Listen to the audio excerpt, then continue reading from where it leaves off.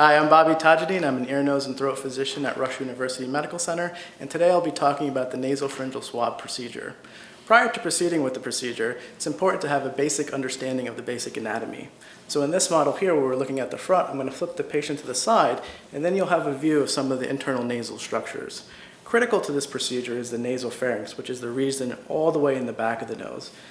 Other important structures include the nasal floor, as well as the nasal turbinates. When performing the nasopharyngeal swab procedure, the swab is advanced parallel to the floor, to the nasal floor, posteriorly all the way to the back to the nasopharynx. This is where secretions are sampled.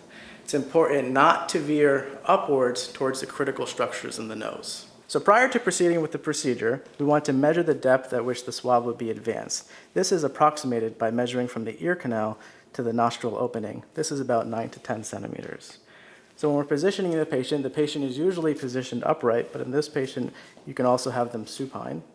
You want the head tilted about 10 degrees or 15 degrees. The mask is gently brought downward to expose the nose, but to cover the mouth. The swab is inserted and placed parallel to the nasal floor and advanced posteriorly to the nasopharynx. The swab is rotated once and removed and sent into culture medium. It's important to not advance the swab superiorly towards the eye where the critical nasal structures are, and to go parallel to the nasal floor to the nasopharynx, which approximates a trajectory towards the ear. It's common to have asymmetries in the nose, such as the deviated septum. If resistance is encountered, simply go to the other side and perform the procedure similarly.